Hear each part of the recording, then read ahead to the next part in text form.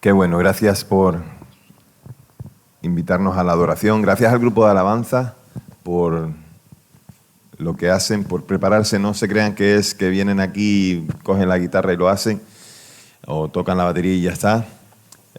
Tienen preparación, tienen tiempo de dedicación y de verdad que yo agradezco muchísimo lo que hacéis porque nos ayuda también a conectarnos con el Señor. Gracias también a este trío improvisado que también nos ayuda a adorar al Señor. Muy bien, hoy es el último día en el que me tenéis que soportar.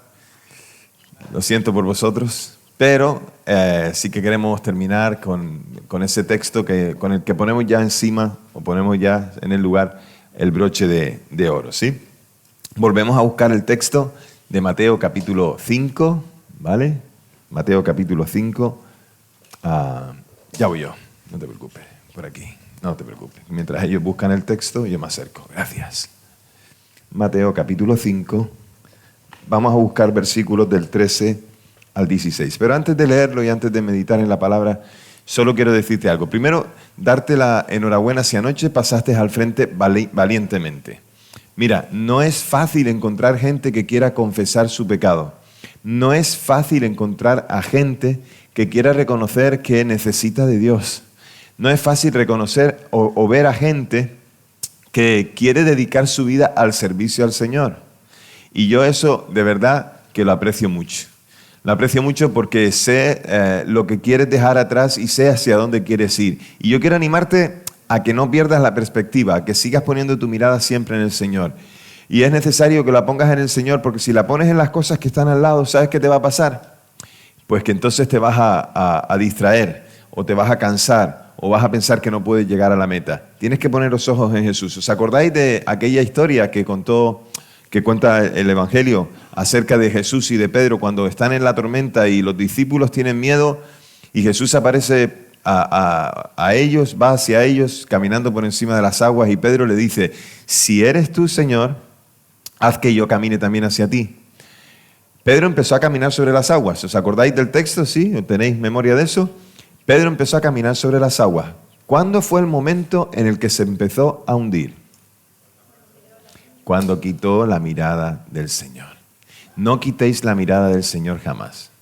Y quiero contaros muy brevemente lo que sucedió con mi vida. Yo nací en una familia cristiana, mis padres eran cristianos, iban a la iglesia, intentaban vivir la fe, a veces con más desaciertos que aciertos, pero intentaban vivir la fe. Y bueno, pues yo nací en ese hogar, soy el pequeño de 5 hermanos, todos varones, y el cuarto, para que entiendas, me lleva 8 años, el mayor me lleva 16, o sea que yo era la mascota, o sea, a quien entretener y a quien malcriar, con quien jugar, a quien divertir, era yo. Entonces yo crecí en ese hogar, muy bien, no tengo traumas de la infancia, ninguno, que yo sepa, no sé, a lo mejor están por ahí ocultos y algún día saldrán, pero sí que es verdad que yo pensaba que era un cristiano porque mis padres eran cristianos. Entonces, un día me tuve que dar cuenta de que eso no era así y entonces me empecé a preguntar quién era Dios, por qué había tanta gente que hablaba de Dios, por qué me hablaban de una forma a mí de un Dios o de ese Dios, pero en otros lugares hablaban de otra forma y por qué también en el contexto en el que yo me movía había gente que negaba a Dios.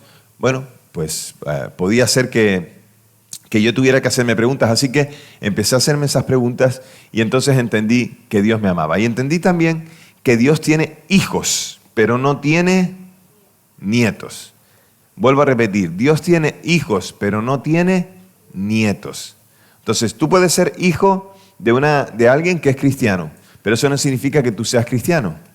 Y tú dices, y como contaba ayer Samu, dice, no tengo en mi vida un testimonio de ese impacto del drogadicto que se convirtió. No importa, tenías que convertirte igual.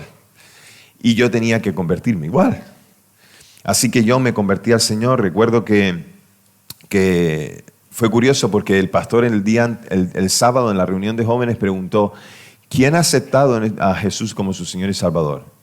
Y entonces mi amigo levantó su mano y entonces yo también la levanté, pero yo no la había aceptado. ¿Y sabes qué pasó? Entonces me explicaron, tú has recibido a Jesús como Señor y Salvador, has entendido que eres pecador, has entendido que tienes que arrepentirte y pedirle al Señor que entre en tu corazón. Y yo dije que sí, pero yo no había hecho eso, con lo cual ya había pecado. porque había mentido. Entonces recuerdo que llegué a mi casa y eso estaba rondando en mi mente, porque yo tenía todos esos pensamientos, y eso estaba rondando en mi mente, de que yo era pecador, que yo era pecador. Así que yo llegué a mi casa, me metí en la cama, y me acuerdo que era la casa de campo que tenían mis padres. Allí en Canarias no solemos tener calefacción, ¿vale? No la necesitamos, ¿vale? Entonces recuerdo que me metí en la cama y en aquellos tiempos, estoy hablando de hace, no sé, 38 años, 37 años o más, no lo sé. Allí cuando te metías en la cama, en la casa de campo esa, que sí que hacía frío, cuando te metías en la cama de campo no te metías con una manta, te metías con 4. Entonces tú te puedes imaginar que yo estaba metido o sea, debajo de la cama, o sea, debajo de 4 mantas, y cuando tú te metes debajo de 4 mantas, ¿qué pasa? Que no te puedes mover. Entonces yo sentía que no eran las mantas, sino que en mí había una presión que era la del pecado que yo no podía soportar. Y me acuerdo que aquella misma noche yo le dije a Jesús, Jesús, quiero que me perdones, quiero que entres en mi vida, quiero que seas mi Señor y Salvador. Entonces, tuve que presentar delante del Señor algunos de mis pecados. Por ejemplo, me empecé a criar, yo no sé por qué, pero me empecé a educar en un ambiente de si me la haces, me la pagas, y tuve que pedirle al Señor que me transformara en eso.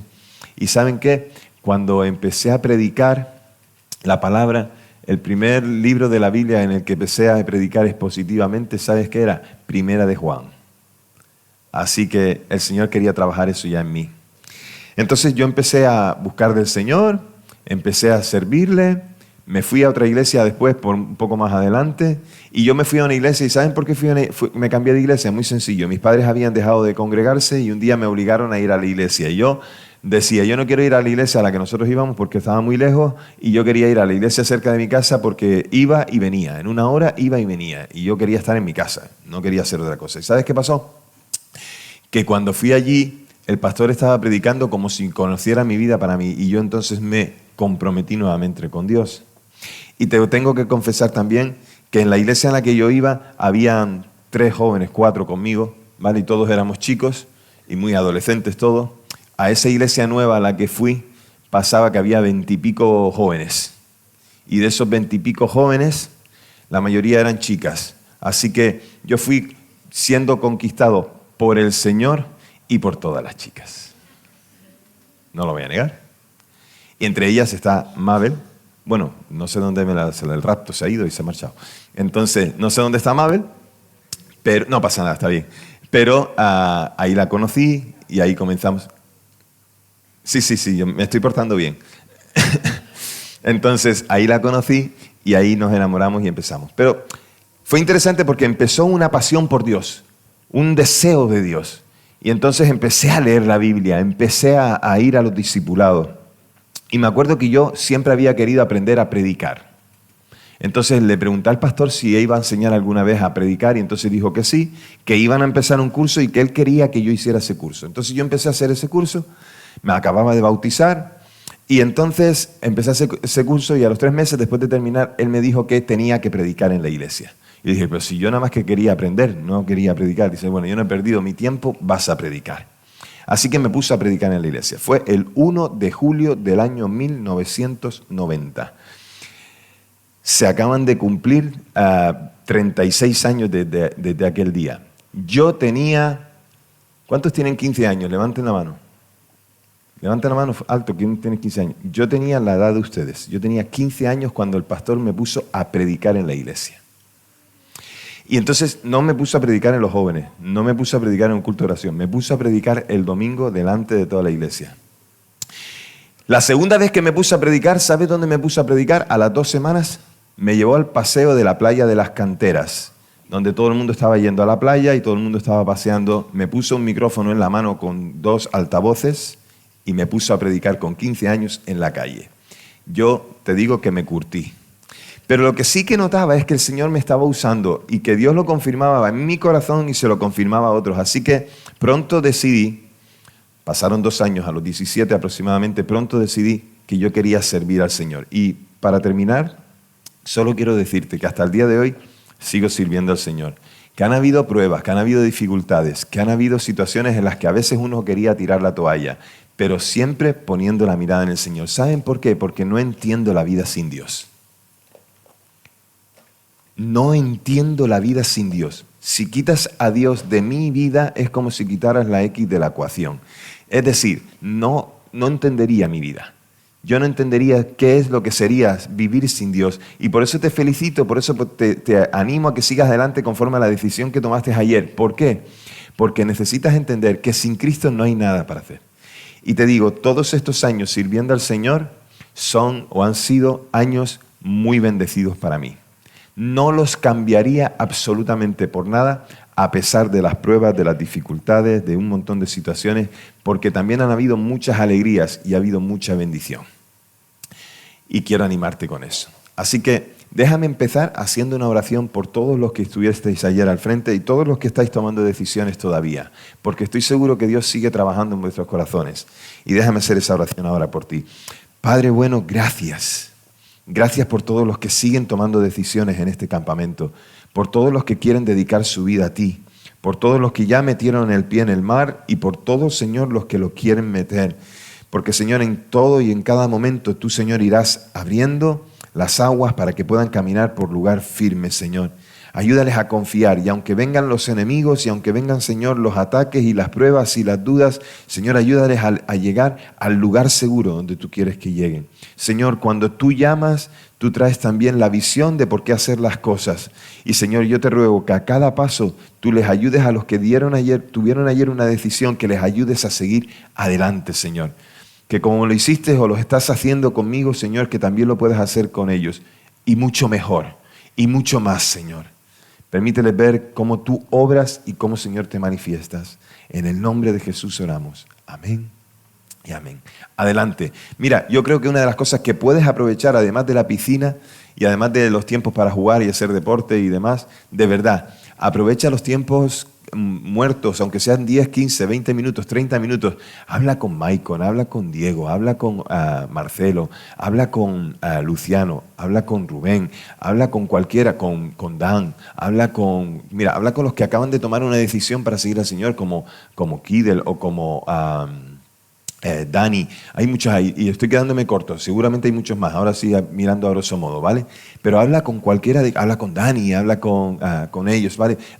Conversa con ellos o conversa, si eres una chica, conversa con Nelly o conversa con Ruth o con cualquiera de ellas.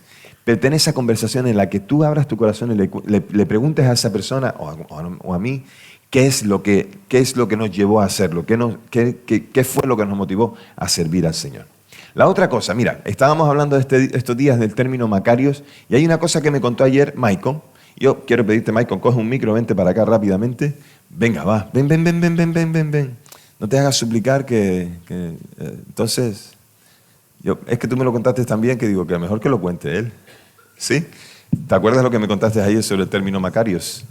¿Sí? Venga, cuéntalo, que va a ser interesante. Venga, escuchad bien. Muy bien. La palabra Macarios en la Biblia es traducida en nuestra versión por bienaventuranza, bienaventurados.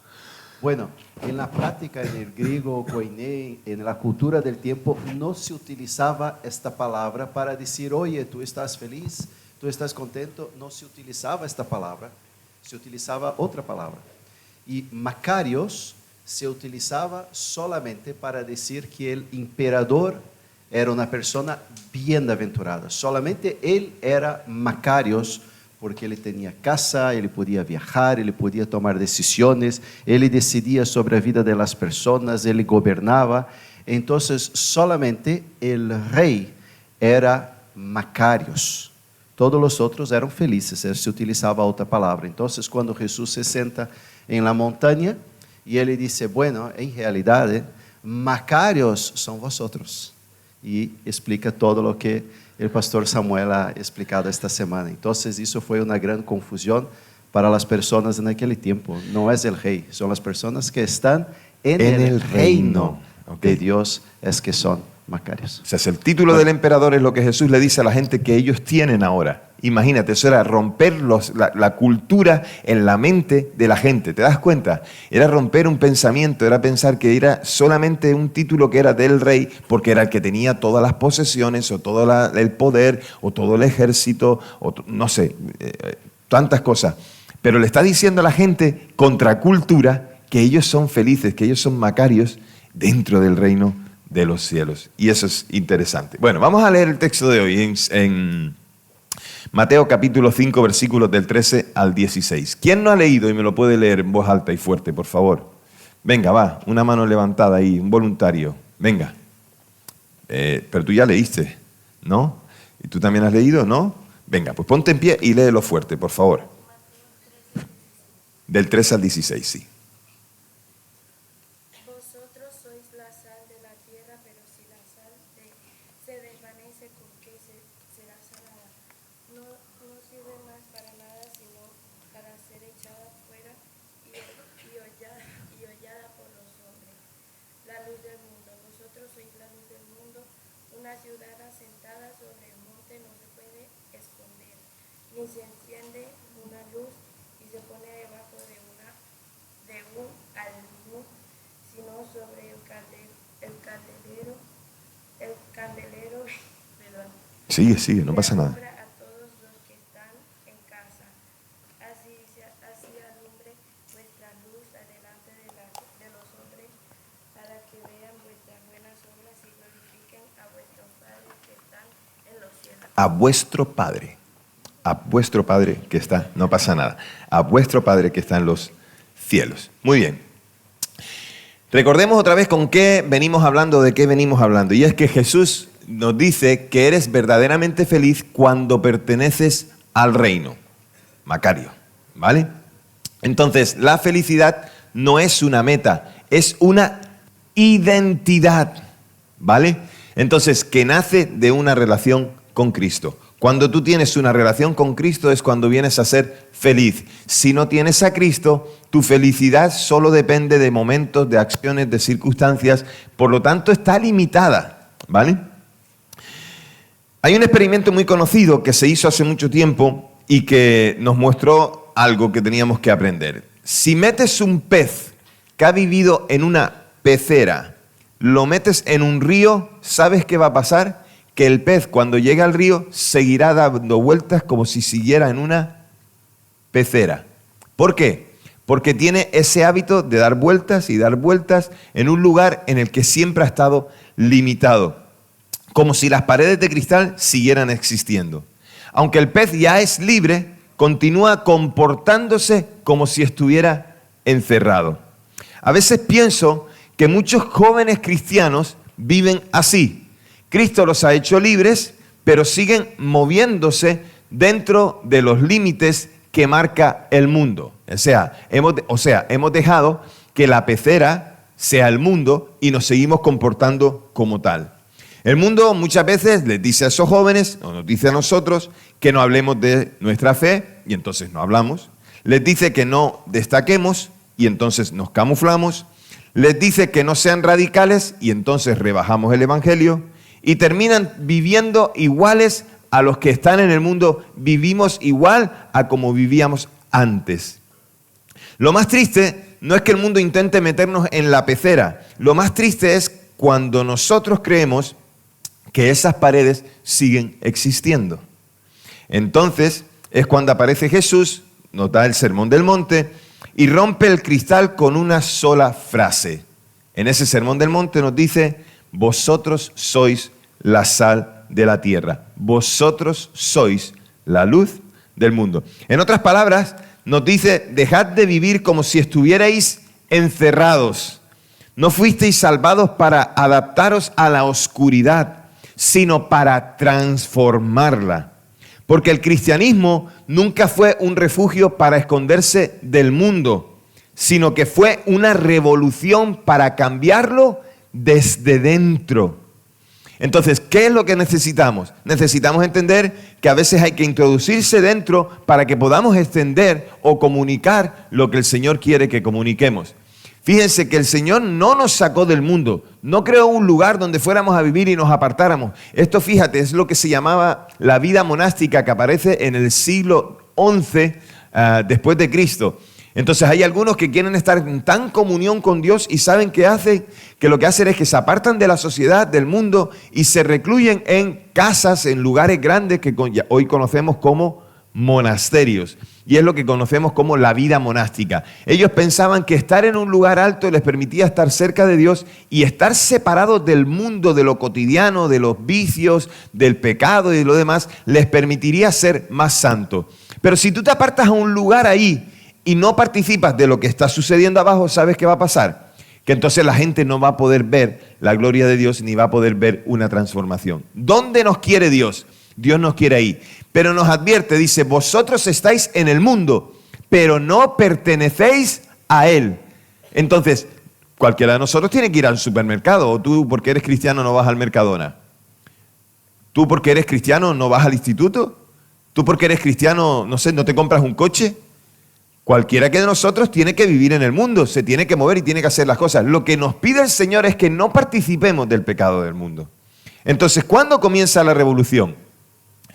La revolución comienza con un joven que decide dejar de parecerse al mundo para parecerse a Cristo. Si tú decides hoy, o en estos días estás decidiendo dejar de parecerte al mundo para parecerte a Cristo, ahí empieza la revolución. Esa es la verdadera contracultura. No seguir la corriente, sino tener el valor de nadar en dirección contraria cuando todos los demás se han dejado llevar. Entonces, debemos de reflejar eso en nuestras vidas. Viendo el texto, Jesús acaba de anunciar las bienaventuranzas, las acaba de mencionar, y dice que los que están en el reino de los cielos son los que pueden ser felices. ¿Qué hace una persona así en un mundo como este? Señor, si nos has salvado, ¿por qué nos dejas ahí? Pues no, la respuesta es curiosa, porque lo que nosotros quisiéramos es no escapar, escondernos o aislarnos. Pero lo que Cristo quiere es que estemos ahí para transformarlo. Y eso es por lo cual quiere que seamos sal y luz. ¿Pero qué significa eso de la sal y qué significa eso de la luz? Dijo ella leyendo el texto, ¿cómo te llamas? Angeli, leyendo el texto habló por ejemplo de un almud. ¿Sabéis lo que es un almud? Es un cajón, ¿vale? Nadie lo mete dentro de una caja o dentro de un cajón o un lugar que tape algo. Vamos a ver lo que significa realmente. Y en el versículo 13 dice que la sal no existe para sí misma. La sal no es como casi cada cosa que está creada en el mundo, creada por Dios, sirve o tiene una utilidad. Y la sal es también uno de esos elementos en los que tiene una utilidad y no fue hecha para sí misma. En el mundo antiguo la sal tenía mucho valor, igual que lo sigue teniendo hoy. ¿Alguna vez habéis visto una salina? ¿Habéis visto unas salinas? ¿Sí? ¿Vale? Es precioso verlo. Además, es un lugar donde se refleja si hay luz del sol. Es muy hermoso. Pero la sal puesta ahí como tal no sirve para nada. Se extrae de ahí, ¿vale? Se limpia y se pone en servicio o al uso. Y la sal en el mundo antiguo lo que hacía era conservar alimentos. No había neveras, ¿vale? No, algunas veces cuando nosotros, algunos de los jóvenes sobre todo, ¿no? Muchas veces en su ingenuidad piensan que, por ejemplo, las neveras existieron de toda la vida o que los móviles existieron toda la vida. Además, quiero deciros algo a todos y cada uno de vosotros. Había vida antes del móvil. Y puedo decirte más, mucho más vida de la que hay ahora. Había vida antes que el móvil. Pues antes no había neveras. Y la sal lo que hacía era conservar los alimentos, retrasaba la corrupción o la pudredumbre de los alimentos. Y Jesús está diciendo que nosotros vivimos en un mundo que está descompuesto o se va descomponiendo por el pecado y por la moralidad falsa, ¿verdad? Y todo eso sigue siendo cierto hoy, ¿sí? No porque antes todo fuera mejor, sino porque donde Dios desaparece, la corrupción siempre avanza. El pecado se va multiplicando, pero gracias al Señor que vemos en la palabra que dice que cuanto más abunda el pecado, más sobreabundó la gracia. Entonces, cuando la verdad desaparece, la mentira ocupa su lugar. Si tú dejas de decir la verdad en algo, alguien va a decir algo que puede oponerse a esa verdad, la gente lo puede creer y puede ser una mentira que corrompa. Mira, y puede ser que digas una mentira y aunque la repitas 100 veces, no va a convertirse en verdad, siempre va a ser mentira, pero la gente la puede llegar a creer y tenemos que tener cuidado con eso. Entonces, cuando Dios desaparece, el yo ocupa el trono. Cuando Dios no es protagonista, nosotros queremos ocupar el lugar. Pero la sal no solamente conserva, la sal también da sabor, ¿vale? Y un mundo sin Dios pierde el sentido. Tiene entretenimiento, pero no tiene esperanza. Tiene placer, pero no tiene propósito. Tiene seguidores, pero no tiene amigos. Tiene sexo, pero no tiene un amor correcto. Tiene éxito, pero no tiene paz.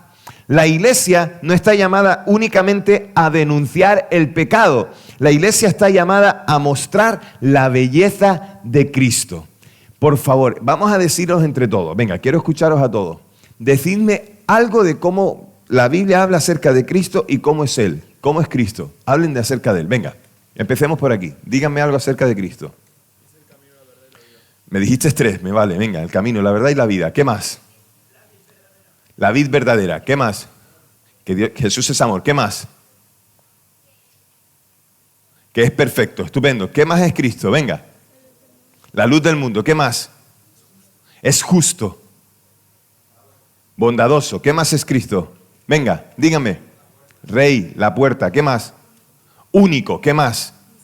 Misericordioso. ¿Qué más? El verbo, la palabra. ¿Qué más? 3 veces santo. ¿Qué más?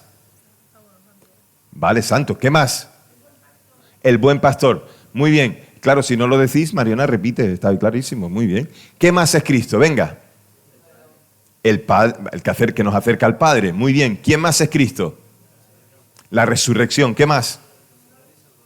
Nuestro Señor y Salvador. ¿Qué más es Cristo? ¿Cómo es Él? ¿Alguien más quiere decir algo? Venga, dilo. Eterno. ¿Qué más? Perdón. ¿Qué más es Cristo? Fiel, salvación de todos. ¿Qué más es Cristo? La vida. ¿Qué más es Cristo? La segunda persona de la Trinidad. ¿Qué más? ¿Qué más es Cristo? Venga, ya se cansaron. Redentor. ¿Qué más? ¿Se dan cuenta de todas las cosas que podríamos decir acerca de Cristo? ¿Se dan cuenta de cómo es Cristo? Miren, ¿saben una cosa? No hay día en que no piense acerca de la belleza de nuestro Señor. No hay día en que no pase que no piense cuán bello es Dios, cuán bello es nuestro Señor Jesucristo. Y saben, la gente tiene ese concepto de Cristo que es un concepto que el mundo ha dicho que es, pero que no es el correcto. Y necesitan escucharnos a nosotros diciendo cómo es Cristo. Y lo que tú has dicho acerca de Cristo es posiblemente que es lo que has conocido o lo que has experimentado. ¿Me oyes bien? Fíjate qué interesante. Podemos explicar a Cristo y no solamente denunciar el pecado. Claro que hay que denunciar el pecado. Por supuesto que hay que denunciar el pecado. Pero también hay que señalar quién es el que nos perdona de pecado. Si solo hablamos en contra del pecado y solo hablamos de condenación, ¿cuándo se va a salvar la gente? Necesitamos expresar quién es Cristo. Es tan maravilloso nuestro Cristo que cuando empezamos a hablar de Él, es difícil no emocionarnos o es difícil no enamorarnos más de Él. Y yo quiero invitarte a que tú te enamores más de Cristo y que cuando hables de Jesús, hables de ese Cristo tan amoroso, tan bueno, tan misericordioso, ese que es camino, verdad, la vida, el Redentor, el agua viva, aquel que nos sacia la sed, aquel que calma nuestra hambre. Ese es Cristo. Y la gente necesita escuchar a este Cristo. Porque la gente puede decir mil cosas. Mira, vivimos en una cultura donde se celebra la Semana Santa y la Navidad. La multitud del mundo, el mundo, ¿vale? Celebra esas fiestas como parte del calendario para vacaciones. Pero esas fiestas tienen un fundamento en la Biblia. ¿Saben qué? Casi se me cae el mundo a los pies. Pero bueno, es la realidad. Cuando un día voy a cortarme el pelo, le estoy testificando al peluquero. Me dice, oye, pues cuéntame de qué va la Navidad, porque yo no tengo ni idea de qué va la Navidad. Me quedé de piedra. Digo, si este es el nivel, Maribel, hay que ver. Me quedé de piedra. O sea, el tipo, de verdad que se lo tuve que explicar. ¿Vale? O sea, que imagínate. Todo el mundo está en esta situación. Mucha gente no sabe quién es Jesús. La gente no sabe qué es lo que se celebra en Semana Santa. La gente sabe que va detrás de una procesión, pero no saben que Jesús murió y resucitó para perdonar nuestros pecados. Y necesitan que nosotros le hablemos a la gente de Jesús. Necesitan que nosotros les contemos quién es Jesús, cómo es Él y qué es lo que hace. Entonces, si la sal pierde su sabor, aquí hay una advertencia enorme. ¿Por qué? Porque pierde su sentido. Fíjate, es interesante leí el comentario de Barclay que dice que posiblemente la referencia a eso de que la sal ya no tiene sentido y que pierde su sabor y que es pisoteada y echada afuera, podía haber tenido el sentido de aquellos hornos de piedra que se fabricaban en los tiempos de Jesús para hacer pan, para hacer algunas comidas, para lo que fuera. Y dicen que algunos de esos hornos se cubrían con azulejos. Y la manera de pegar la base de los azulejos donde iban puestos los alimentos que se iban a cocinar, pues esos no son como los azulejos que conocemos hoy, generalmente de barro. Se pegaban con sal, la sal húmeda, porque hacía que se hiciera compacto y como un pegamento. Pero ¿sabes qué pasaba? Que con el tiempo, 1 semana, 2 semanas, 3 semanas, dependiendo del horno, pues esa sal se le iba la humedad y entonces no servía para nada, porque los azulejos se despegaban. Entonces esa sal había que quitarla y no servía para nada. Por eso dice que se pisoteaba. Qué interesante, porque dice que cuando tú no cumples tu función, si la sal no cumple la función, en este caso como un pegamento, si la sal no cumple su función como para conservar, como para proteger o para dar sabor, entonces esa sal no sirve para nada. Por eso le dice, soy la sal del mundo, pero si no cumplís vuestra función, no servís para nada. Entonces, ¿qué imagen esa acerca de la religiosidad? Podemos decir que somos cristianos, podemos parecer que somos unos creyentes fieles al Señor, pero a lo mejor no transformamos nada. A lo mejor vamos a las reuniones de los domingos o entre semana o a la reunión de jóvenes, pero resulta que conocemos las canciones, publicamos versículos en internet, pero nadie puede identificarnos como las personas que cambiaríamos su vida porque no tenemos nada que mostrar en la realidad. Nos hemos convertido en religiosos que necesitan una transformación. Entonces, si un cristiano no cumple su propósito como cristiano, está abocado al desastre. Está abocado a preguntarse cuál es su papel. Y nuestra vida cristiana tiene sentido cuando somos la sal de la tierra y le debemos dar a la vida la pureza que merece ser dada, el poder antiséptico, es decir, de protección, y también ser la luz que debemos para que vayamos hacia el lugar correcto y no hacia el desastre. Nosotros somos responsables de que el mundo esté en la forma en la que está. Y tú dices, ¿cómo voy yo a cambiarlo si yo no soy político, si yo no soy el rey, si no tengo autoridad, si no tengo dinero? Pues predicando el evangelio, dando a conocer a otros cuál es la salvación de Dios. La otra cosa de la que habla el texto, aparte de la sal, es de la luz, versículos 14 y 15. Y la luz no discute con la oscuridad. Escucha esto. La luz no discute con la oscuridad. ¿Qué significa eso? Vamos a intentar descubrirlo. Jesús no nos está diciendo a nosotros que vosotros tenéis luz. Mirad el texto a ver si dice eso. Está diciendo vosotros tenéis luz o vosotros sois luz. Está diciendo sois. Entonces reflejamos al que dijo yo soy la luz del mundo. Entonces la luz verdadera es Cristo. ¿Y nosotros qué somos? Aquellos que alumbramos porque Él vive en nosotros. Por lo tanto, la luz, para que se pueda ver, sirve también como guía y la luz también sirve como advertencia. ¿Quién no en la oscuridad, aquí fuera, ¿vale? Si se ha movido de un sitio a otro por la noche, en algunos lugares, como no pongas la linterna del móvil, te vas a comer una piedra. Además, el dedo pequeño del pie tiene la habilidad de descubrir, en tu caso es el segundo empezando por... Tiene la habilidad de descubrir aquellas cosas que nadie diría que estaban allí, pero tiene la habilidad de hacerlo. Entonces, la oscuridad nunca ha vencido, escucha bien, la oscuridad nunca ha vencido a una bombilla. En esa guerra de la bombilla contra la oscuridad, siempre vence la bombilla. Entonces, no importa cuánto tiempo lleve una habitación cerrada, basta un segundo de poner la luz y todo se pone en evidencia. Puede ser que esté todo desordenado, todo sucio, puede ser que esté todo hecho un caos, pero cuando pones la luz tienes la oportunidad de traer orden. Yo no sé quién de ustedes, pero yo creo que a ninguno de nosotros nos gusta vivir en medio de la suciedad o en medio del desorden.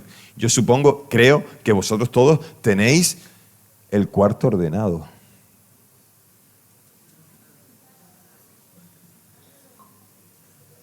Acabo de abrir una caja que no debía de haber abierto, yo creo.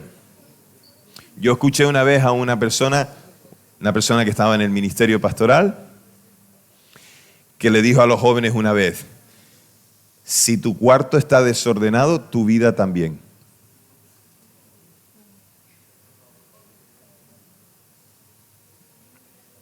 El murmullo dice que algo se abrió aquí, que no sé qué.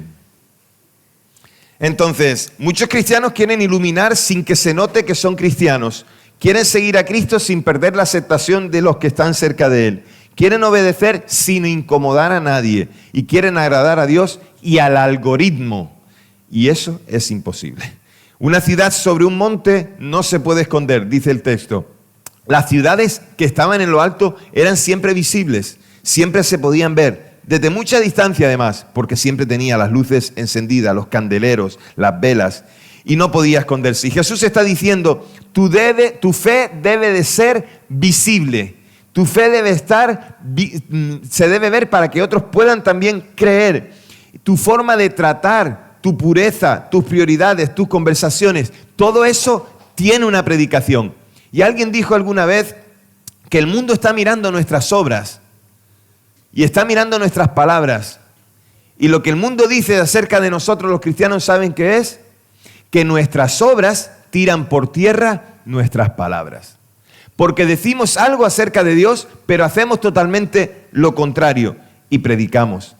La Biblia, alguien también dijo otra frase que dice, predica todo el tiempo y cuando tengas la oportunidad, abre la boca. Entonces, ¿con qué se predica? Con la vida. Entonces nadie enciende una lámpara para esconderla, porque si entonces escondemos nuestra fe, pues escondemos nuestra fe por no perder amigos, por temor al rechazo, para no parecer raros. Os cuento una cosa, algo que vosotros seguramente imagináis.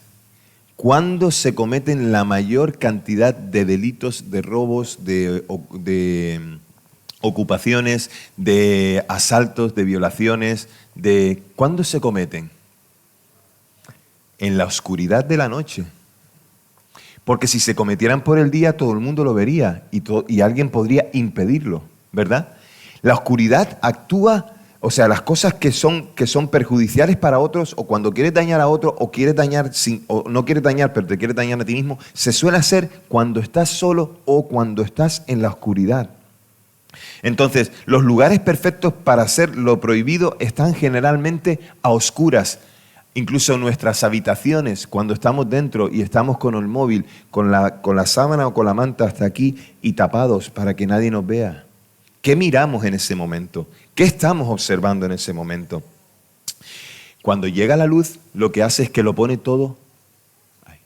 Déjame decirte, por mucho que te metas debajo de las sábanas, por mucho que te vayas a un monte, por mucho que te metas en una habitación, por mucho que lo hagas con las luces apagadas, quiero que sepas que Dios siempre te ve.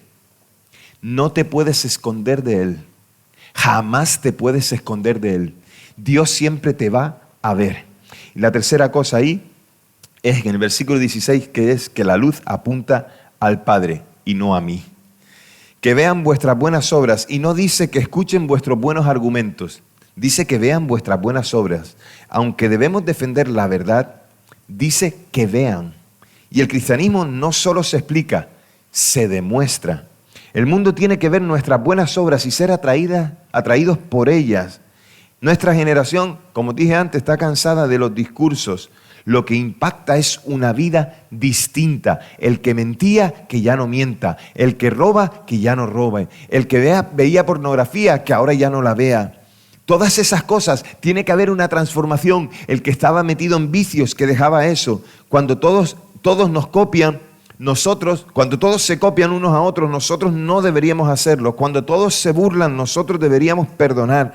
Cuando todos gastan, tú deberías y yo compartir. Cuando todos buscan ser servidos, deberíamos servir. Y todo eso desconcierta, porque viene la luz y pone las cosas en orden. Y el objetivo no es que digan, qué buena persona, sino que digan, qué grande es el Dios que vive en ti. Como lo vieron en Daniel, como lo vio el rey en Daniel. Bendito sea tu Dios, Daniel, porque lo que veo es milagroso. ¿Y cuál fue el resultado? Lo puso como cabeza, como segundo en todo el reino, para que administrara. Como lo hizo con José. Aunque lo acusaron y mintieron acerca de él, Dios lo puso en el lugar donde tenía que estar, porque trajeron la luz aún en los lugares donde se les pedía que trajeran muerte. Así que el objetivo es que digan o señalen al Padre. Mira, la luz nunca señala la bombilla. ¿Tú tocas la bombilla y se enciende? En tu casa tú tocas la bombilla y se enciende, ¿verdad que no? Le tienes que dar al interruptor. Pero a la vez el interruptor funciona porque hay un cuadro en la entrada de la casa que está conectado a otra fuente que es la que trae la energía. Entonces lo que nos enseña eso es que la luz es Dios y nosotros solamente alumbramos por el reflejo que Él produce en nosotros.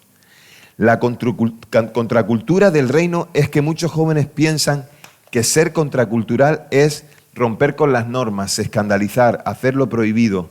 Y a todo eso lo hace el mundo, porque lo tenemos que repetir nosotros. Hoy la verdadera rebeldía es otra. En un mundo lleno de mentiras, di siempre la verdad. Donde otros quieren ser servidos, tienes que servir. Donde otros quieren exhibir su cuerpo, vive tú en pureza y en santidad. Donde otros consumen pornografía, no la consumas tú. Donde todos buscan fama, busca tú la fidelidad de Dios en el anonimato. Tu Padre que te ve en secreto te recompensará en público. Siempre. Entonces, no busques likes. Solo vive pendiente de agradar a Cristo. Eso sí que es una cultura completamente distinta. Y muchos creen que Jesús vino para ser personas religiosas. No, no vino para ser personas religiosas. La religión maquilla, pero el Evangelio de Jesucristo transforma vidas. La religión enseña a parecer buenos. Jesús nos dijo que haría de nosotros nuevas criaturas. La religión cambia los horarios, pero Cristo cambia corazones. La religión hace asistentes. Jesús hace discípulos. Entonces, tal vez llevas años yendo a la iglesia. Tal vez nunca has sido sal, nunca has sido luz, porque solo Cristo puede hacer eso. Debemos entender entonces que no se trata de forzarnos más. Es cuestión de nacer de nuevo y vivir para el Señor. Nacer de nuevo es dejar que haya una regeneración, un cambio que solo puede producir Cristo en nosotros. Así que como la luz no se fabrica, se recibe. Cuando Cristo entra en una vida, la oscuridad empieza a retroceder. Mira, ayer estaba dando un discipulado por la tarde con gente de mi iglesia y me estaban diciendo, dice, desde que hemos recibido a Cristo todo está desencajado. Digo, eso es parte. Tengo un montón de dudas. Eso es parte de la vida cristiana, es parte de la fe. ¿Por qué? Porque empiezan a haber cosas que empiezo a entender y que Dios me empieza a demandar y necesito traer claridad. Cuando Cristo viene, cuando la luz viene, entonces se va la confusión y podemos ver de manera más clara. Y Jesús nos propone que no creamos solo algunas cosas acerca de Él o sobre Él. Jesús nos propone que le sigamos y que todo lo que sea acerca de Él, que lo comprendamos. No quiere que solo entendamos un poquito, quiere que lo entendamos absolutamente todo. No nos llama a dejar que nos quedemos escondidos. Nos llama a tener una vida recta delante de Él. No a tener religión, no a calcular cómo es la fe. No, lo que quiere es que creamos. Debemos dejar todos los temores, todas las preguntas por responder y convertirnos en alguien que refleje la luz de Cristo. Vivimos en una cultura que premia encajar, pero Jesús llama a destacar por santidad. Hoy la presión no siempre llega mediante persecución abierta. Muchas veces llega a través de la normalización del pecado. Eso está bien. Hay tantas cosas que el mundo hoy nos dice que están bien y son pecado. Nos dicen que todo vale, que la verdad depende de cada uno, que la fe debe quedarse en el ámbito privado y que seguir a Jesús es una opción más entre muchas. Pero hemos dicho que Jesús es el único camino. Imagina que tienes que resolver un escape room. ¿Cuántos les gustan los escape rooms? ¿Habéis hecho algún escape room alguna vez? Había alguien aquí en el Ministerio de Palabra de Vida que hacía los escape rooms. Yo me acuerdo de ir a snow camps y demás donde teníamos que resolver los escape rooms y era muy divertido. Pero si tú estás intentando resolver un escape room y te dice que alguien tiene las claves y las llaves para resolverlo, deberías acudir a Él, ¿verdad? Pero nosotros nos empeñamos que al resolver el escape room, nosotros tenemos la astucia, nosotros tenemos el conocimiento que hemos adquirido de siempre, tenemos las herramientas propias y entonces lo que te va a pasar es que no vas a poder avanzar en resolver el escape room. ¿Por qué? Porque te encontrarás que en cada etapa del escape room no vas a poder pasar del primer nivel. Necesitas acudir a quien tiene las claves y las llaves. Pero primero te va a preguntar si tú crees que Él puede ayudarte para resolver el escape room y que Él es el que tiene las llaves. Entre tantas opciones vas a tener que preguntarle a muchos, pero hay uno solo que es el correcto. Entonces, cuando encuentras al correcto, si titubeas, si dudas y dices que no, entonces no te dará las claves. Seguirás siempre en el primer nivel y entonces no resolverás ese escape room. Igual nos pasa con la fe. Debemos entender y descubrir los tesoros del reino de los cielos mirando a Jesús como Señor y Salvador, solo a Él. Entonces debemos dejar que Cristo nos abra las puertas y nos ayude a descubrir los tesoros de una relación de amistad y esperanza con Él. Si no acudes a Jesús, a la persona correcta, no vas a poder resolverlo. Por lo tanto, la sal y la luz son elementos que cambian el ambiente. Tú y yo hemos sido llamados a cambiar el ambiente que está a nuestro alrededor, poco a poco. Ayer dijiste una cosa, Marcelo, cuando estábamos juntos el equipo, anoche cenando, que no sé si fuiste tú alguien que estaba orando. Dijeron, dice, Señor, te damos gracias por este campamento y por todos los campamentos que se estarán realizando este verano, tanto para niños, para adolescentes, como para jóvenes. Y a mí me cayó una ficha. Me cayó una ficha porque resulta que me doy cuenta de que son muchos los que están siendo influenciados con el Evangelio para que luego en su ambiente puedan influenciar más con el Evangelio. Eso es poder de Dios. Y el Evangelio es poder de Dios. Así que te propongo 7 desafíos, 2 más que los días anteriores. Primero, sé sal cuando todos rebajan sus convicciones. No copies lo que sabes que desagrada a Dios solo para no sentirte excluido. 2. Sé luz en tus redes sociales. Antes de publicar algo, pregúntate, ¿esto apunta a Cristo o apunta hacia mí? ¿Vale? Sé luz en las redes sociales. Tercera cosa, identifica lo que está tapando tu luz. Porque a muchos de nosotros no queremos ser luz. Entonces, ¿qué está tapando tu vida para que no seas luz? Entonces debes preguntarte, ¿qué te está tapando? ¿Qué está escondiendo tu fe? ¿Cuál es el miedo por el que dirán? ¿Cuál es la necesidad por caer bien? ¿Cuál es tu doble vida? Intenta descubrirla, porque el pecado que no quieres abandonar te está impidiendo ser luz. Y el pecado lo necesitas abandonar. Necesitas a lo mejor abandonar la comodidad, pregúntatelo. Lo que necesitas a lo mejor también es dar un paso de obediencia que llevas meses aplazando. Mañana, Señor, el próximo mes, Señor, para el próximo año, da ese paso.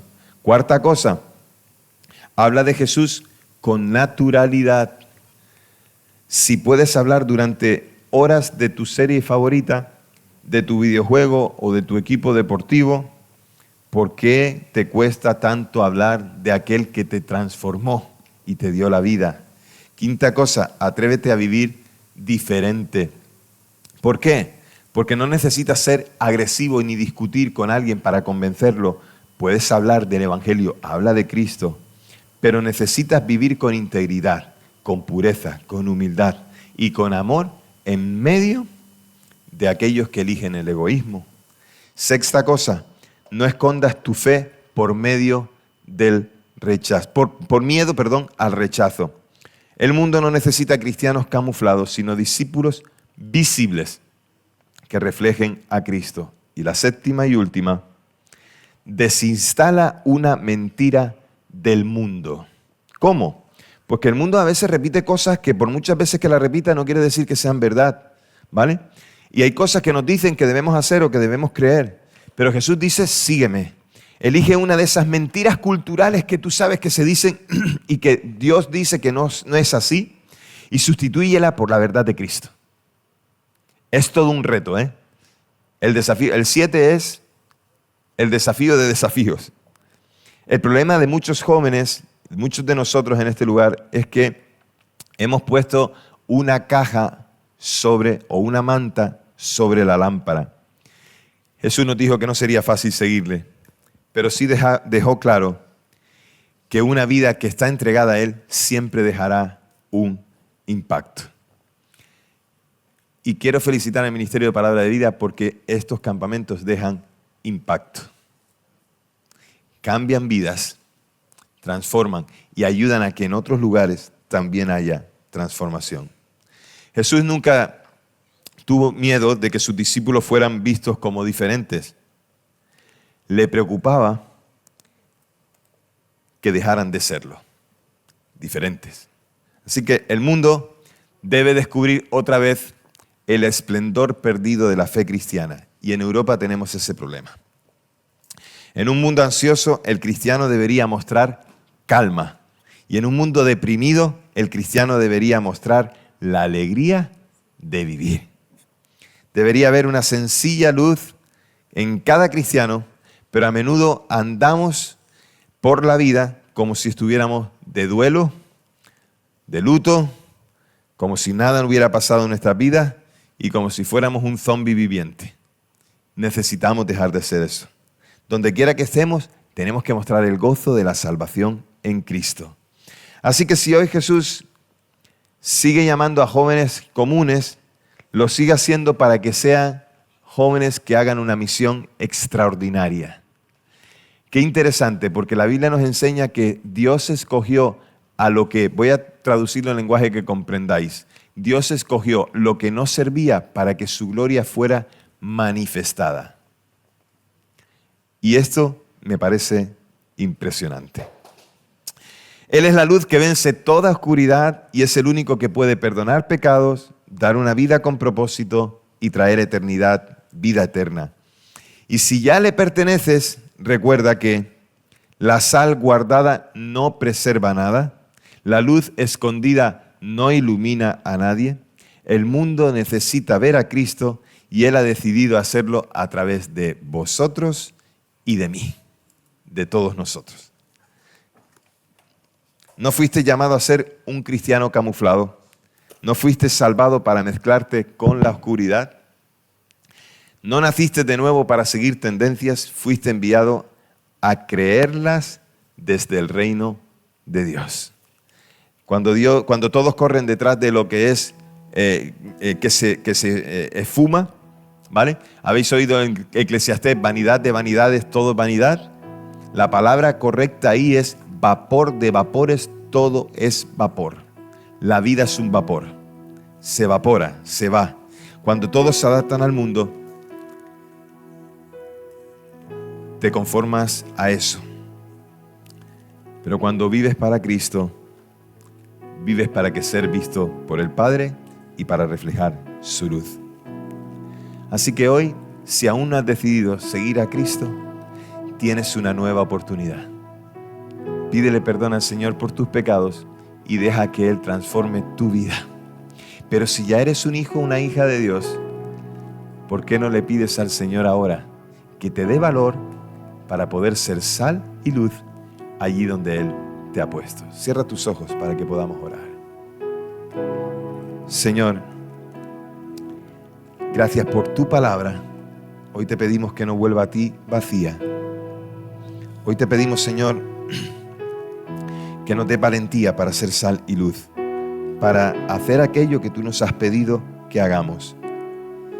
Y hoy te pedimos también, Señor, que toques los corazones de aquellos que aún tienen que decidir que te seguirán.